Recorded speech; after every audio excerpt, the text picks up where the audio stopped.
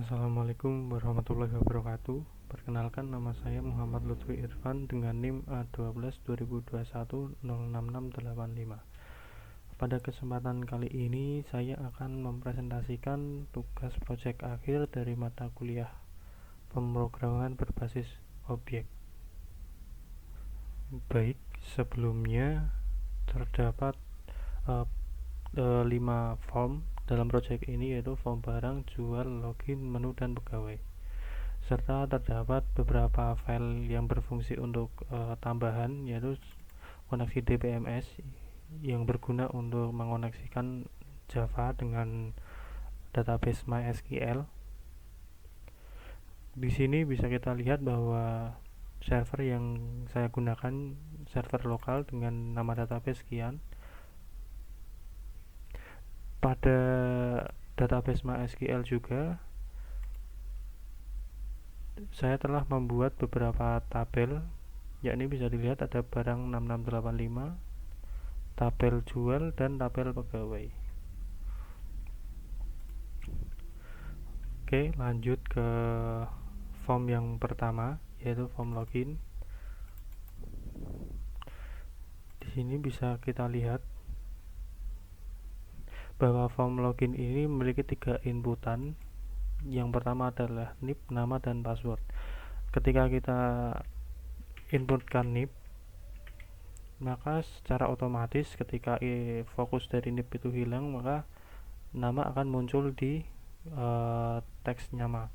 Kemudian jika tidak ditemukan, maka akan muncul peringatan bahwa NIP tidak ditemukan. Kemudian ketika kita login menggunakan password yang salah, maka akan muncul bahwa kombinasi NIP dan password salah. Dan jika kita login dengan NIP dan password yang benar, maka kita akan diarahkan ke form menu. Sebelumnya, untuk melakukan pemunculan nama secara otomatis setelah NIP diinputkan, saya menggunakan txt NIP focus loss. Jadi ketika NIP-nya hilang fokusnya, maka akan menjalankan query sebagai berikut: select nama from pegawai 6685 where NIP sesuai NIP yang diinputkan. Dan ketika tidak ada, maka akan dimunculkan pesan NIP tidak ada. Oke, selanjutnya kita akan berpindah ke menu, ke form menu. Di sini ada tiga pilihan utama, yaitu ada pegawai, barang, dan transaksi, dan lainnya ini cuma tombol keluar. Di pegawai ini terdapat data pegawai dan terdapat shortcut juga Ctrl P. Kemudian di barang ada data barang serta cetak data barang, dan di transaksi ada data penjualan dan cetak data penjualan. Kita cek dulu ke data pegawai.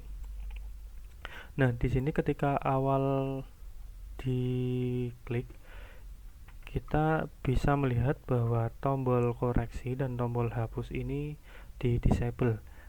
Nah, untuk mengaktifkannya kita perlu mengisi NIP-nya. Contoh, saya akan menginputkan NIP dengan 111. Nah, maka tombol koreksi dan hapus akan kembali menyala. Sekarang coba kita bersihkan, maka ini akan kembali terdisable. Dan ketika kita klik ini, maka kan otomatis menyala lagi. Sekarang kita akan mencoba untuk menginputkan satu nama.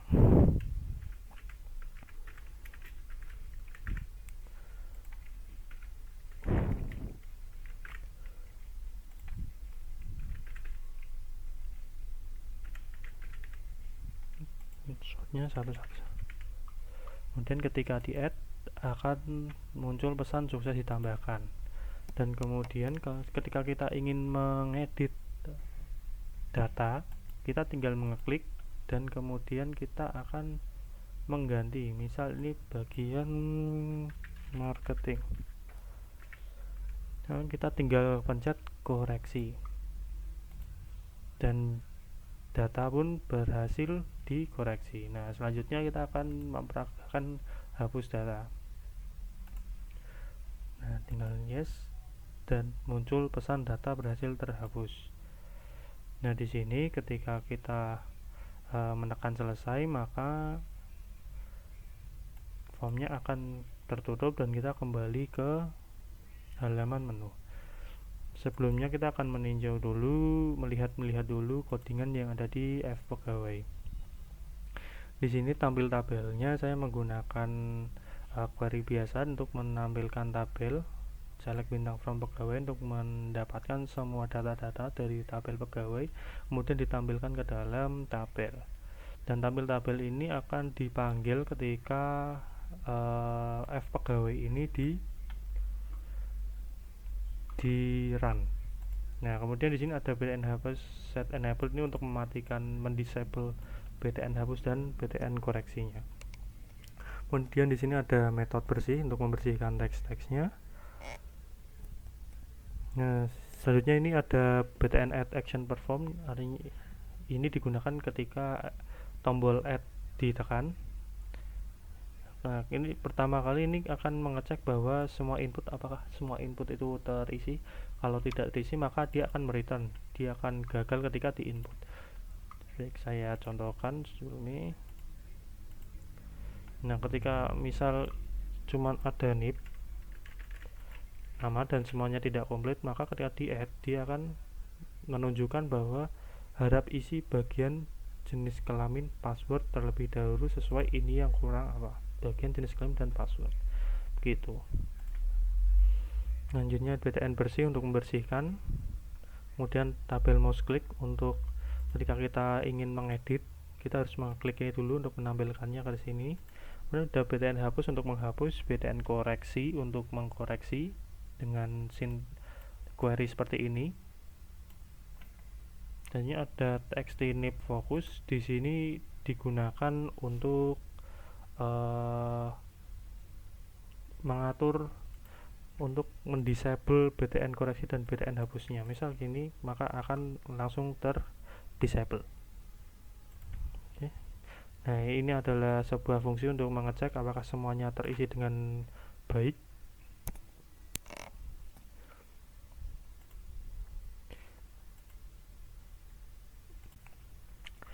Oke, selanjutnya kita akan melanjutkan ke menu barang. Yang pertama kita lihat yaitu data barang. Di sini ada shortcutnya yaitu Ctrl B.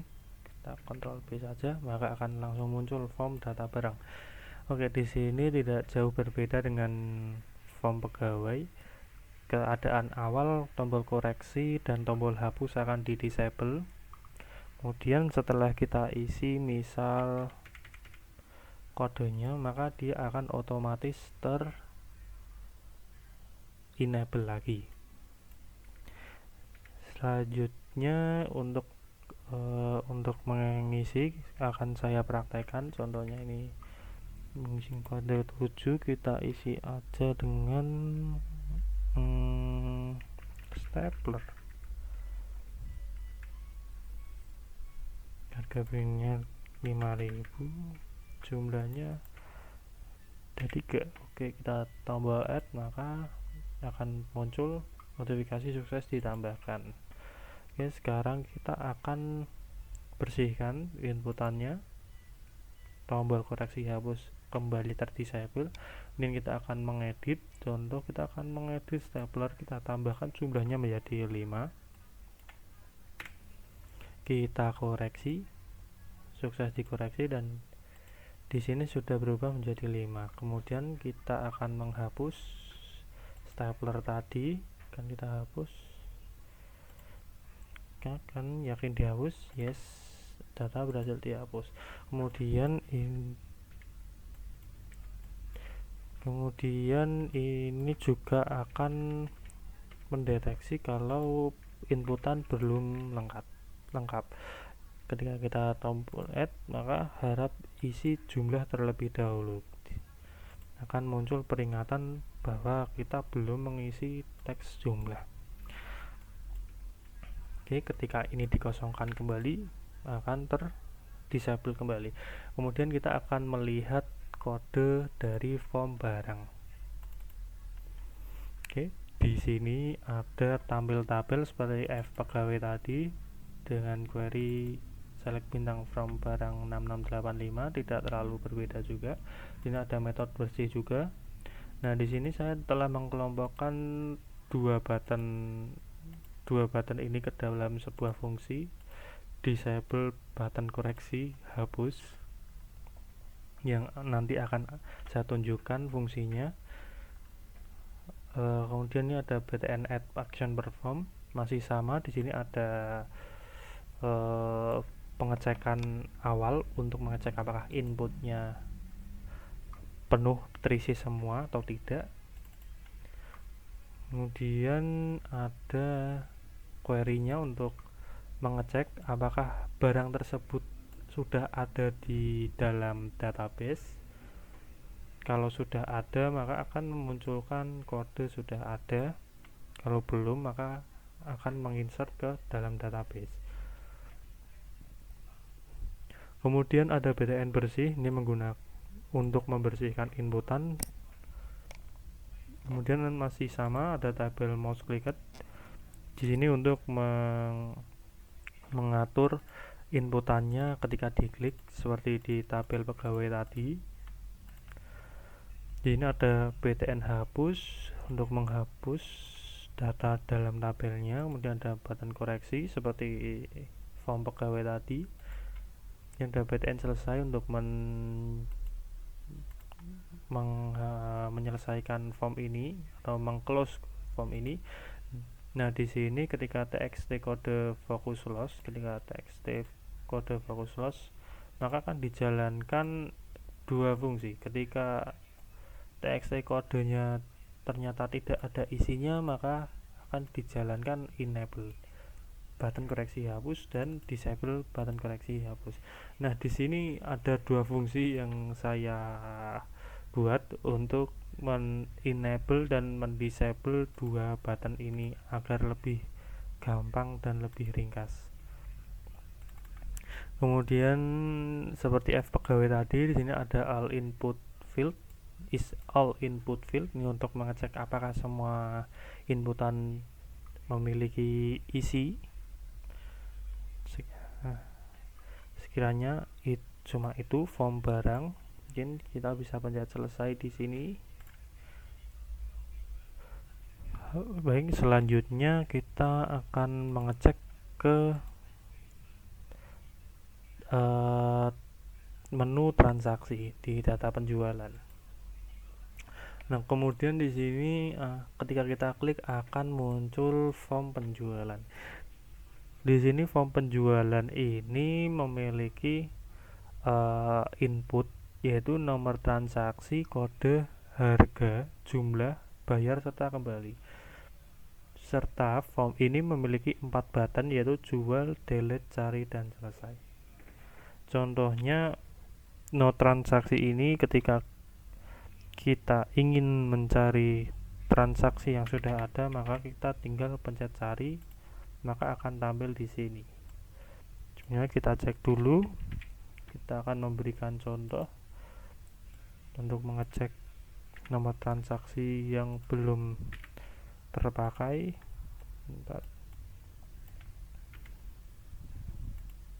Nah, di sini saya menggunakan nomor transaksi 005.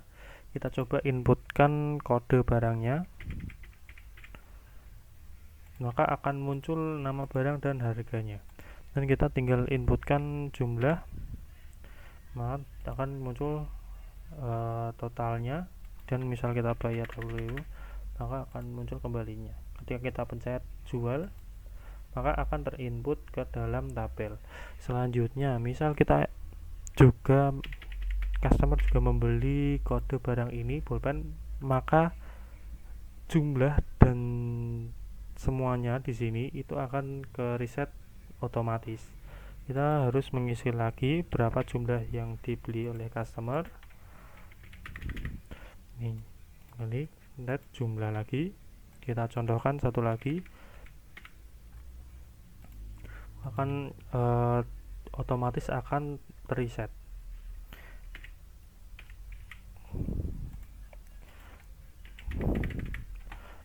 Nah, di sini ketika tombol delete ini itu berfungsi untuk menghapus item yang ada di sini. Jadi ketika kita ingin menghapus item, kita tinggal mengeklik.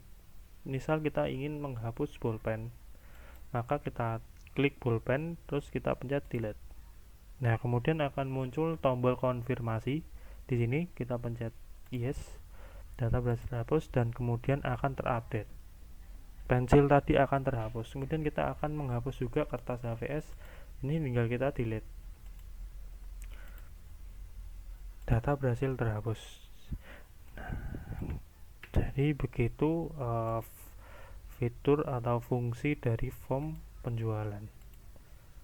Kemudian di sini ketika kita selesai, kita akan mengclose form penjualan. Oke, selanjutnya kita akan melihat source code dari form penjualan. Di sini saya menginisiasi tabel ketika form fjual itu dijalankan. Jadi saya menulis tabel itu di dalam konstruktor kelas fjual 6685. Di sini saya juga memiliki beberapa variabel global milik kelas untuk agar bisa dikonsumsi oleh fungsi-fungsi atau metode dari kelas tersebut. Nah, di sini ada yang cukup berbeda dari dua form yang sebelumnya. Ini fungsi tampil tabel. Di sini saya menggunakan satu argumen, yaitu nomor transaksi. Kenapa saya bikin begini? Karena untuk memudahkan ketika kita ingin mencari form, mencari nomor transaksi. Jadi fungsi tampil tabel tersebut tidak hanya digunakan sekali saat diinisiasi seperti di form pegawai yang kita gunakan cuma saat awal saja di sini, dan ketika kita selesai menghapus dan btn add di sini juga ada. Nah, di fjual ini bisa saya buat fleksibel, yaitu dengan menggunakan nomor transaksi sebagai parameter yang ketika dipanggil berarti kita harus menggunakan argumen. Jadi di sini tampil tabel ini cuma menampilkan nomor transaksi tertentu sesuai yang ada di sini. Oke, selanjutnya, nah bisa kita lihat di sini ketika btn cari action perform, kita tinggal memanggil tampil tabel dengan argumen nomor transaksi.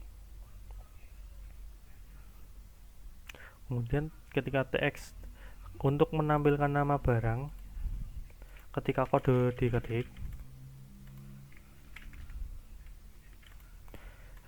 saya menggunakan focus loss ketika event focus loss ketika txt kode selesai diketik.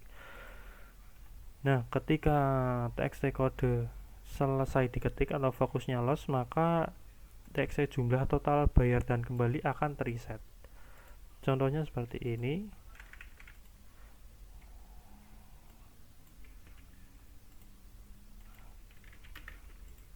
Nah, ketika ini berubah, maka semuanya akan reset seperti tadi yang sudah saya peragakan. Selanjutnya dia akan menselect nama dan harga jual dari tabel barang dengan kode yang tadi sudah kita dapatkan. Kemudian ada txt jumlah fokus loss di sini untuk menampilkan harga jumlah yang merupakan hasil perkalian yang akan ditampilkan sebagai txt total di sini. Di sini kita tambah, maka akan tampil. Kemudian ada txt bayar. Bayar di sini adalah untuk ketika kita menulis ini, maka kembali akan otomatis tampil dengan mengurangkan bayar dan total. Kemudian ada button jual. Ketika diklik seperti biasa akan mengecek dulu apakah inputan semuanya sudah terisi semua. Dan txt no transaksi focus loss ini akan mengupdate si txt no transaksi. Setiap nomor transaksi ini kehilangan fokus.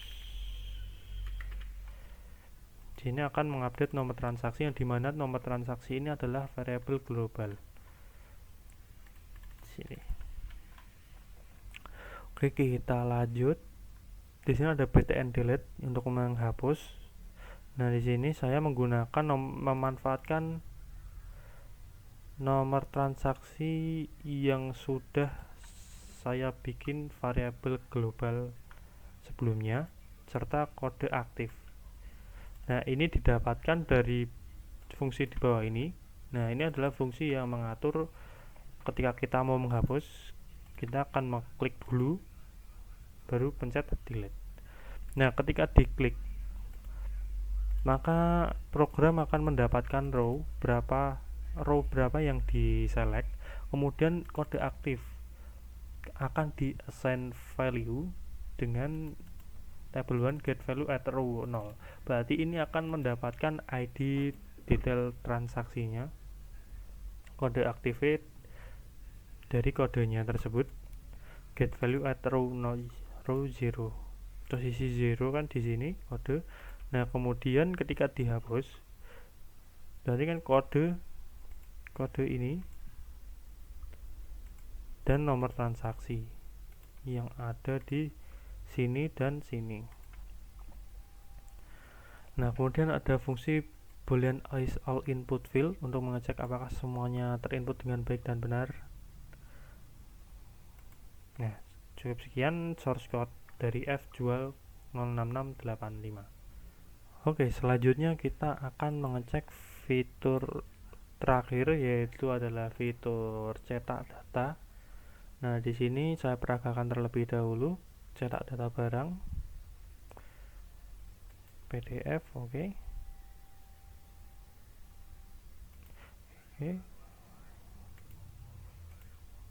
Nah, kita coba dengan tes PHP, kita replace. Coba langsung kita drop aja di sini.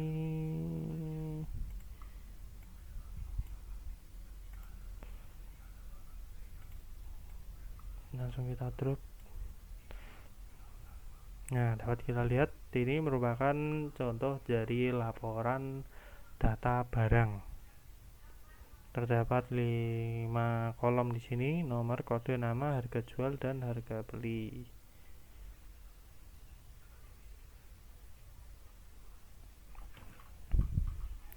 Selanjutnya kita akan mengecek juga cetak data penjualan.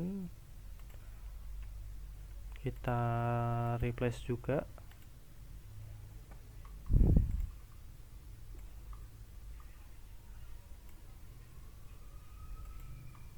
Nah, di sini bisa terlihat laporan penjualan, ada nomor transaksi, kode, nama, harga jual, jumlah serta total. Jadi beginilah penampakan dari laporan penjualan. Kemudian kita akan bedah source code-nya. Source code dari pencetakan barang.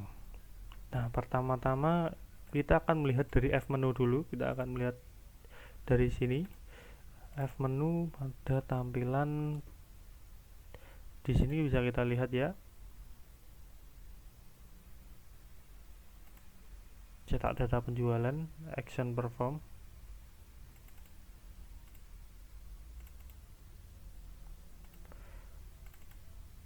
Nah, di sini bisa kita lihat saya hanya menggunakan cetak set query, cetak set title, set position, dan cetak date print. Jadi di sini saya menggunakan konsep dari PBO, yaitu membuat sebuah kelas yang bernama cetak handler. Nah, cetak handler ini nanti akan berfungsi untuk mencetak atau untuk memudahkan saya untuk mengeprint data dari query SQL dari database ke PDF. Jadi di sini awalnya saya akan menginisiasi sebuah variabel bernama cetak, kemudian akan mengisinya dengan new cetak handler. Di sini adalah nama kelasnya, filenya ada di sini. Kemudian pada setiap menunya, contoh pada menu 5 ini berarti laporan penjualan, J menu item 2 ini berarti 8 barang. Saya hanya perlu untuk mengeset query-nya apa saja, kemudian kita mengeset title-nya apa saja juga, kemudian set header. Ini nanti kolom yang akan ditampilkan ada apa aja, misal kode nama, harga jual, dan harga beli. Kemudian kita juga mengeset posisinya, posisi dari keempat kolom ini bisa kita atur lewat ini.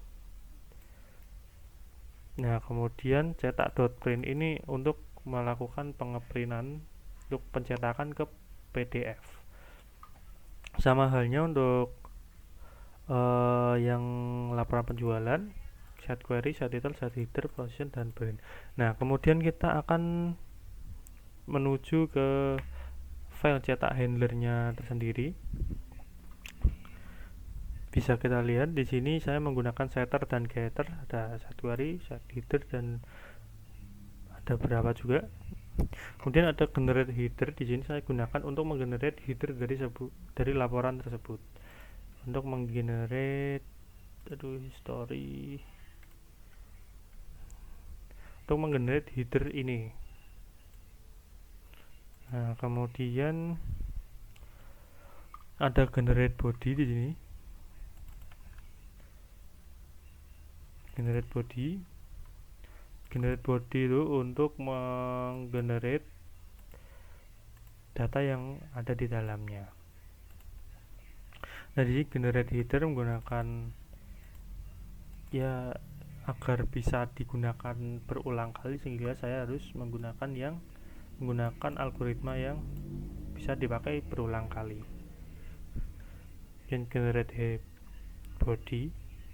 Nah, di sini adalah metode print. Metode print tadi yang berguna untuk menjalankan semua fungsi dari cetak handler di sini. Nah, di sini pengambilan data itu terjadi pada line ini. Jadi query di sini itu didapatkan dari sebuah variabel global nama query yang diset melalui metode set query. Kemudian setelah didapatkan, maka ini hasilnya akan dikirim ke dalam metode generate body sebagai argumen kedua. Dan generate header cuma membutuhkan GL di sini untuk mengeprint headernya. Selanjutnya seperti biasa, ini ada try and catch untuk mengatur ketika ada kesalahan, untuk menghandle kesalahan tersebut agar kode tidak crash. Saya kira cukup sekian presentasi tugas project akhir saya. Mohon maaf apabila ada kesalahan kata dan kekurangan. Terima kasih sudah menonton. Wassalamualaikum warahmatullahi wabarakatuh.